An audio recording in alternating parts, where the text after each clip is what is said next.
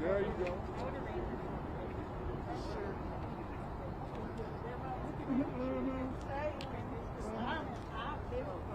I told you they're trying to hide some stuff over there. I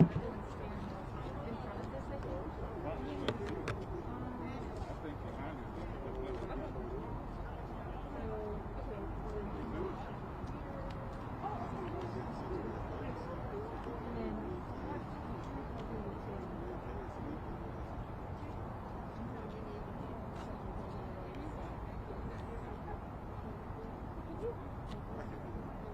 Let me do it. I'm not speaking. I mean, I can't do that on my truck.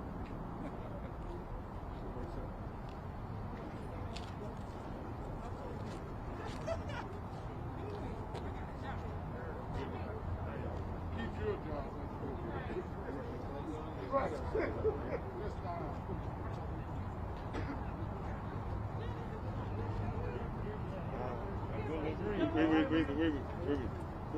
That's why they supposed to put little cut holes in it.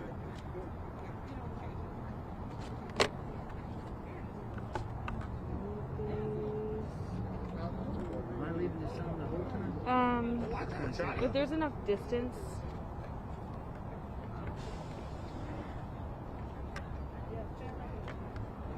What's that, BJ? I think we have enough distance, so you can probably take it off. Good afternoon, everyone. You know. My name's Charlie Fleming. Okay, I didn't want to get too close. All right, good afternoon. Good afternoon, everyone. My name's Charlie Fleming. I'm the president of the Georgia AFL-CIO.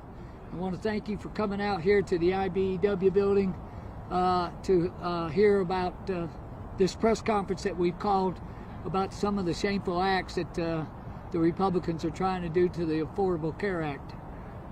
You know, I'm very blessed. I've been a union member for 41 years.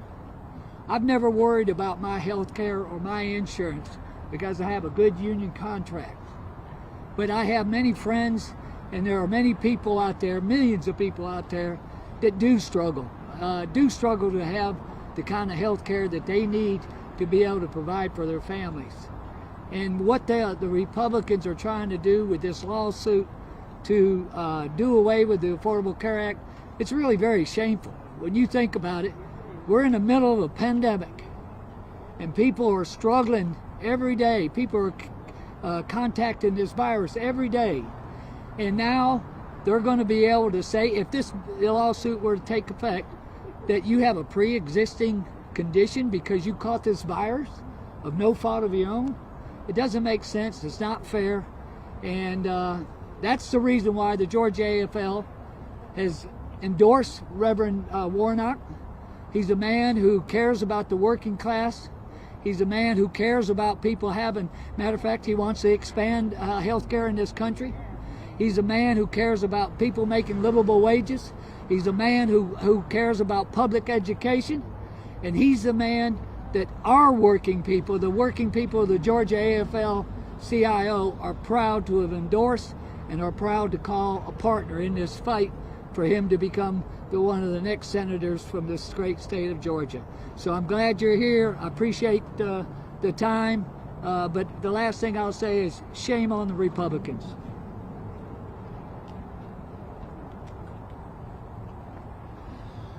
Good afternoon, everybody. I'm James Williams. I'm the president of the Atlanta North Georgia Labor Council and an organizer for the IBEW here in Atlanta. And the healthcare system in Georgia is already pretty atrocious. We have rural hospitals that are closing down. We have people that have to drive up to 2 hours to get to the nearest hospital to take care of themselves. And now our Republican senators want to make it even worse by this lawsuit that's going to decimate the ACA. And so this is why we're fighting, and we're going to keep fighting as hard as we can to get people like Reverend Warnock into office and Jon Ossoff into office so they can protect the citizens of Georgia and actually expand the healthcare system in Georgia, which is what it actually needs. We don't need people stripping away our healthcare. Healthcare costs are through the roof, and like Charlie said, I'm thankful to be a union member, and so I have my union health insurance plan that covers myself and my family. But there are thousands, hundreds of thousands of Georgians that don't have that luxury. They're either choosing between paying rent or paying for prescriptions, paying for food or paying for medical bills.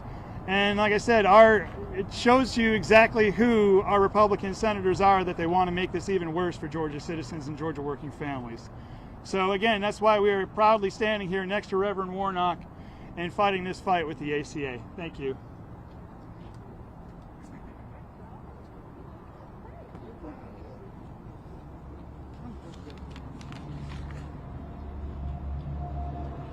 Good afternoon, everyone. I am Hamita Embry, the Executive Director for AFSCME Georgia, the American Federation of State, County, and Municipal Employees. Our members pick up our trash, they feed our kids, they are our nurses, our librarians, they drive the school buses, they answer our 911 calls, and they also deliver running water to our faucets. The Affordable Care Act, or ACA, as we know, is at stake. But what's most at risk here is the health care of 20+ million Americans. And here to share some thoughts about the ACA is my member and an everyday hero. She transports our precious, most precious cargo. She is an Atlanta Public Schools bus operator and carries our students from school safely. I would like to introduce you all Ms. Janice Burt.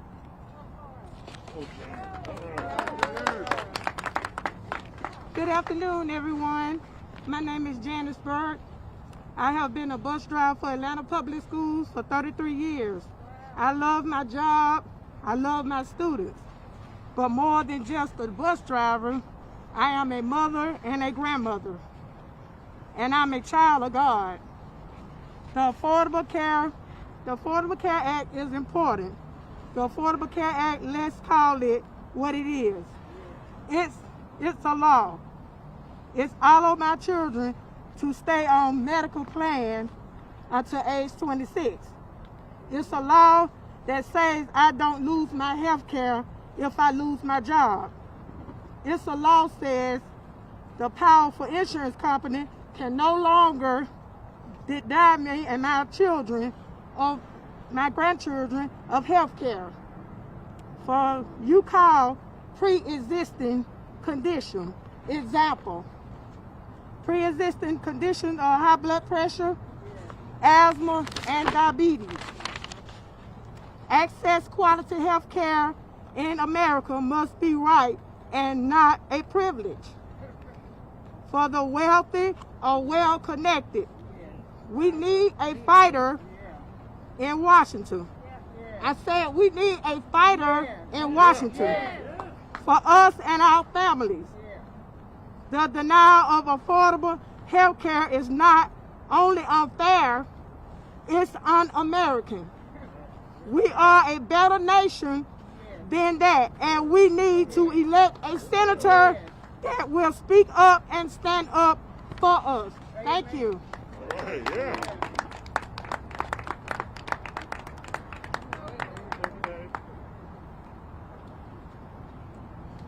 Good afternoon, everyone. Good afternoon. My name is Edgar Fields. I'm the president of Retail Wholesale Department Store Union Southeast Council, UFCW. I'm proud to stand here and introduce our next senator. But let us not forget the importance that he brings with him. Our union represents those that feed this nation. We have members that work in pork plants, beef plants, poultry plants. We have members that have lost their life during this last 6 months of this virus. Our members has been out there during the entire time feeding every one of us. When we see those shortages in the store, be it a chicken, pork, beef, our members are the ones that's trying to fix that shortage and also bring those people to feed our nation. We need someone that's going to fight for them. We look at the fact that that other person is trying to take the health care away during this pandemic.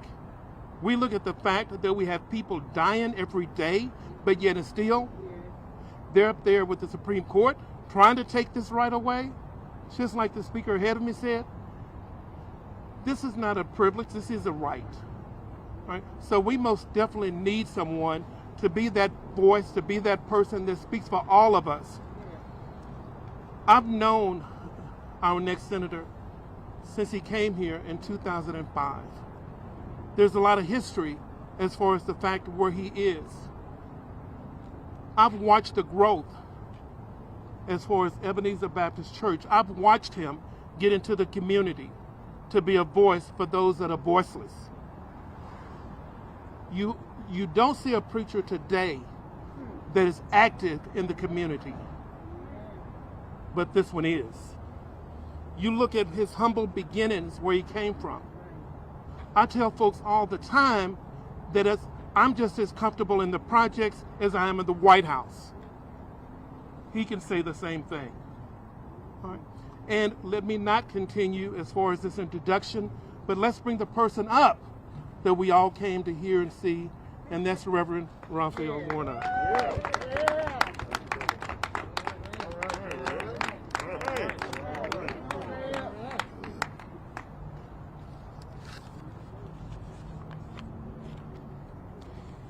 Thank you so very much, Brother Fields, and all of the members of the union here today. I want to begin by thanking the representatives of the Georgia AFL-CIO and the Labor Council for being here today.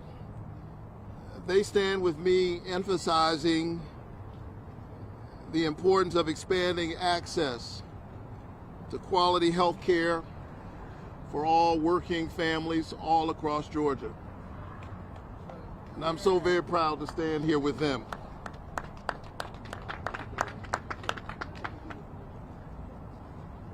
The way to tell what someone will do when they're in office is to look at what they were doing before they ran for office. And so healthcare is not for me a campaign talking point. It is a continuation of my lifelong commitment to service. For many years now, I've been focused on healthcare in Georgia. I understand that it's a contradiction to call workers essential workers and not provide for them essential benefits. If the workers are essential, then their health care is essential. If the workers are on the front line, then health care cannot be on the back burner. And so Georgians are rising up in this moment, and I believe that they will show up because they know that come January 5th, healthcare access is on the ballot. And the truth is, we cannot afford another Georgia senator who promises to create more devastation and more disparity, while rural hospital after rural hospital closes its doors for good. I was down in Cuthbert, Georgia, a little while ago, and they were deeply concerned that their hospital was closing in the middle of a pandemic, devastating rural health care, not to mention all of the jobs that are going away and the devastation that it represents to their economy and to the Georgia economy. And so we can't afford to have Kelly Loeffler in the Senate. We cannot have a United States senator who feels like health care is not necessary in the middle of a global pandemic. When given the choice, Kelly Loeffler wants to end the Affordable Care Act, remove health care protections from 1.8 million Georgians who have pre-existing conditions in the middle of a pandemic. When we say people with pre-existing conditions, we're talking about your aunt with diabetes. We're talking about your child with asthma. We're talking about your mother or your father who survived cancer. We're talking about the worker next to you who had COVID-19 and now has a pre-existing condition. Kelly Loeffler is dangerous for Georgia, and she's a threat to the well-being of working families all across this state. We must send her back home so that she can do what she obviously does very well, focus on her business rather than the people's business. She does not understand or care about the concerns of ordinary people. Georgians deserve better than this, and all Georgians deserve access to affordable, reliable health care. And I am the only candidate in this race who believes that health care is a human right. I hail from the pulpit once served by Martin Luther King Jr., who said that of all the injustices, inequality in health care is the most shocking and the most inhumane. What he said then is right now. It is shocking to me that we as a state would continue to subsidize health care in other states, in Illinois and in California and in New York, while our rural hospitals are closing, and while over 500,000 poor people, often the working poor, are in the Medicaid gap. As it turns out, the right thing to do is also the smart thing to do, and that is guarantee access to affordable health care to every Georgian. And so we cannot afford leadership in the Senate who would do otherwise. And so my message to Georgia voters is simple. If you want to protect your health care, register to vote today. And make sure you show up at the polls. It's really your health care that's on the ballot. The well-being of your family is on the ballot. The ability of working families to thrive is on the ballot. December 7th is the voter registration deadline. And if you want to protect your health care, you should request your absentee ballot today. Don't delay. Do so by going online at ballotrequest.sos.ga.gov. And if you want to protect your health care, you must make sure that your voice is heard at the ballot box. Your vote has not been more important than it is right now. The presidential race is over, but the game is not over. We still have work to do. The people must rise up, make sure your voice is heard in your democracy, and don't allow them to take your health care away. It's too vital. It's too important. And you have my promise that as the next senator from the great state of Georgia, I will do what I've always done. Continue to stand up for working families, to make sure that they have the affordable, reliable health care that they deserve, and to make sure that we win the future for all of our children. Thank you so very much. God bless you. We have time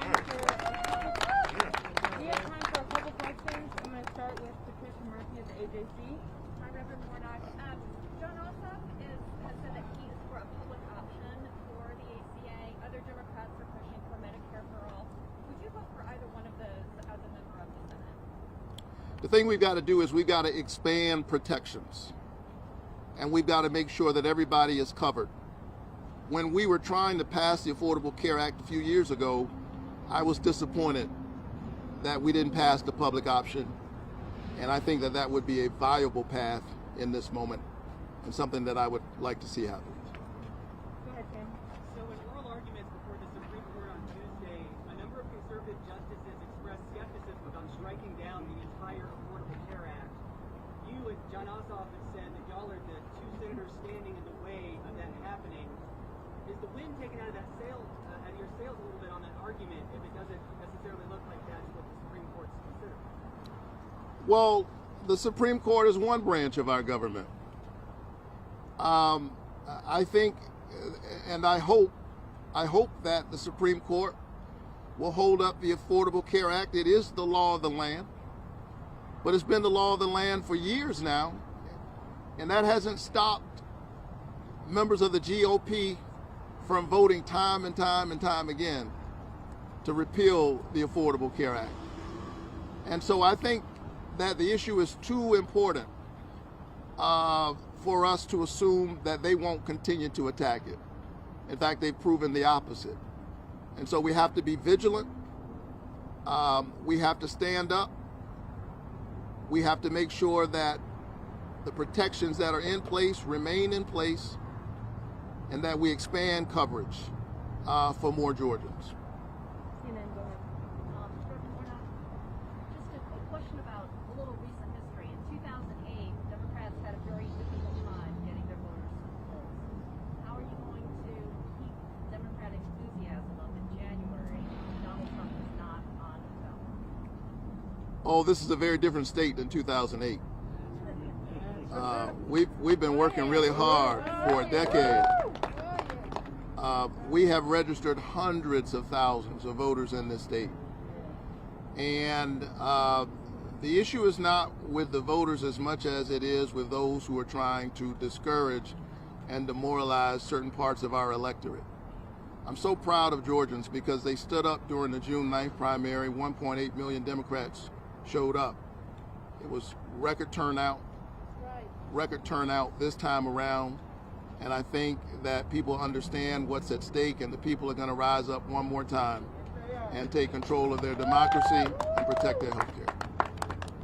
All right, we have time for about one more question. CBS 46. What's your response to the negative campaign? Oh, we expect it as we told you. I think it must be really hard to explain why you're for getting rid of health care in the middle of a pandemic. It must be really hard to explain how it is you've done a great job profiting off of the pandemic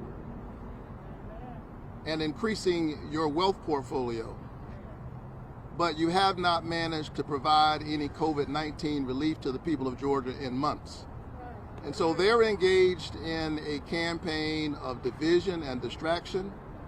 I intend to keep these voters and these workers at the center of my mind. They're the ones who I'm standing up for. Yeah, so, do you think the presidential election in Georgia still hasn't been called? Possibly, do you think the Senate runoff could go to some kind of recount or lawsuit to the Republicans with this election as well? Listen, every vote must count. And when they're finished counting the votes, Joe Biden will still be the president-elect, and Kamala Harris will be the vice president-elect. I think it's unfortunate that Kelly Loeffler is playing games with our democracy, that she is trying to diminish the integrity of something as basic as our voting process. She's once again engaged in a political calculation. It's a distraction. I think the voters see straight through it. And at the end of the day, she's going to have to face the voters again on January 5th, and we will prevail. All right, last question, political. Just going back to the ads that Senator Loeffler has run, what do you say to Georgians who see that and see them, bringing up things like your past comments about Caroline Wright or the work that you did at that church that hosted Fidel Castro, and voters who may see that have questions about your past and whether or not you're best representing the state Senate. What would you say on those issues specifically? Sure. People who have followed my career and my ministry know that I have always worked very hard to bring people together rather than to divide people. I'm the pastor of Ebenezer Baptist Church, spiritual home of Martin Luther King Jr. I have spent my whole career standing up against bigotry, hatred, xenophobia, wherever it shows up and whoever the source is. And I'll continue to do that. Kelly Loeffler, on the other hand, sits down for interviews with known white supremacists. And she gleefully accepts the endorsement of a candidate who traffics in the QAnon conspiracy theory that is rife with hatred and bigotry. It is shameful. I intend to stay focused on the people I've always stood up for. And, you know, I was a youth pastor 25 years ago at a church. I had nothing to do with that program. The sad thing is they know it. But if you don't really have an agenda for working families, I guess you have to distract working families. I intend to stay focused on making sure that every Georgian has access to affordable health care, that workers share in some of the profits that they're creating, and that they're able to retire with dignity. Awesome. Thanks so much, everybody. Good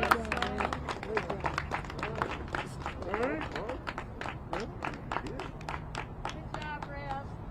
Thank you. Good to see you. Nice to see you. You want to get a picture together? Yeah, sure. I'll get a picture right here. Only about 3 Oh, true. Presbyterian. Charlie's are kind of awesome. There you go. Okay. All right, say win with Warnock on 3. 1, 2, 3. Woo! Thank you so much. Thank you. Thanks, everybody. We're gonna do all we can. There's another one down. You got it. You got it. Governor, I was hoping to introduce you. We've been able to get rid of it. Oh, really?